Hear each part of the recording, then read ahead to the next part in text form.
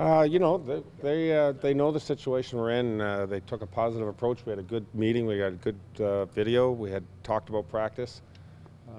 You know, we wanted to accomplish a couple things, and I think they're in a good frame of mind. That's all you can really do is get them propped back up. Again, we know that we got to pay attention to detail, especially early in the first periods. These last 5 games, they scored in the first period, and they come out even with all the work that you put in, and even though you think that you're going out, they still had leads. So we got to pay attention to either winning or tying first periods and putting ourselves in that position. And we know that if we continue to put pressure on their goalie, that some of those chances are going to go in. It doesn't mean we change from how we're going to play the game and try to make sure that we're defensively playing a strong game.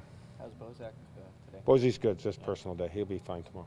2 Marley call-ups obviously have NHL potential. You've had a chance to see them and maybe break down both of their games and how they might fit in to Toronto's game plan. Well, you know, we had Josh Levo here for a game or 2 earlier on, and he's got really good puck protection skills. He's good around the net. He's got good hands. He can score goals. So he's playing very well. We're continually trying to look to see how we balance out the situation with the number of injuries we have, and we expect him to be able to complement and step in. I don't think he's going to be phased or rattled by anything, so I think that's an important factor too, because he's been here before. Stu Percy was really good for us at the beginning of the year, had a little injury, and he's now really been playing very well for the Marlies. He's been at the top again, so we think that it was time again to bring in some of the skill sets he has, which is his patience and puck moving abilities, especially in his own zone. And so smart, really. Very smart player. We were very pleased by how he reacted when he got here early in the year, and he did a very good job. Peter, that JVR Bozak Kesselline had a rough night, obviously, -4, I think, for Bozak and JVR. What can they do better? Obviously, they don't know if Bozak's going to be with them next game. Well, obviously -4. That starts right there, right? You know, we can't give up. You know, a lot of times when you give up goals early in the games, teams, and we started to press. And there's a lot of talk about goals, and so you start to cheat. And we talked about that. We did that after in the first period. So, you know, the guys know, and there's a certain amount of degree of urgency, and they know that we have to stick to the course of the process of working hard defensively and working hard offensively. We're not giving up offense, we're just paying more attention to the defensive side of the game. And yeah, obviously if you're -4, it's not a good night, but we have to start off by having good starts of the game and playing a whole 60 minutes. You know, we'll probably balance the lines out a little bit tomorrow. So you think you'll keep them apart as they were at the end of the game last night? Yeah. Leo, a good bet for tomorrow? Or? No, I don't think you will see him tomorrow. I think if you asked him, he'd say yes.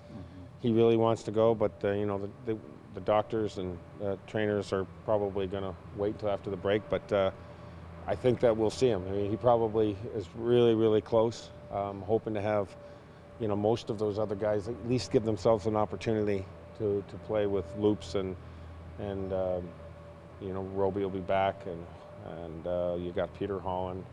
I think that all those guys may have opportunities, but it's, you know, really to see how quickly it goes. We're hoping these 4 days gives them a little rest and gives them an opportunity for everything to settle down, and we get back, we have a couple practice days before the game after the break.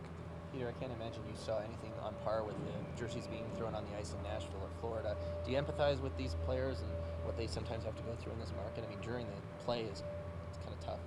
You know, I think our guys know, you don't want to see it, and I think that a few people that do that, I think our guys understand that it's not a indication of everybody, and it's just a few people, but I think our guys really can only, and I tell them all the time, you control what you can control, and don't let other things distract you or bother you. So they may see it, and they say that's, you know, that's unfortunate or something, but, you know, I'm not going to let it seep into the room. If I hear it, I'm going to say, listen, that's not something to worry about. Our fans are very supportive and very good. There's a few people that do that, and that's just the way it is. So, you know, we appreciate our fan base, and we know it's been a trying time, and we're going to do everything we can to make it positive moving forward. I know you've moved some personnel around, but is it going to take a few of those practice days to get the power play going again and maybe make changes there that take hold a little better, I guess?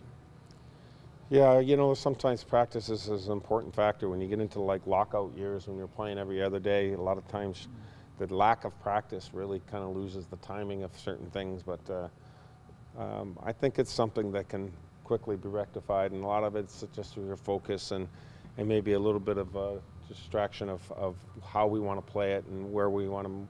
Sometimes we have to move the puck quicker, and we definitely have to shoot the puck quicker and more often and have more traffic there.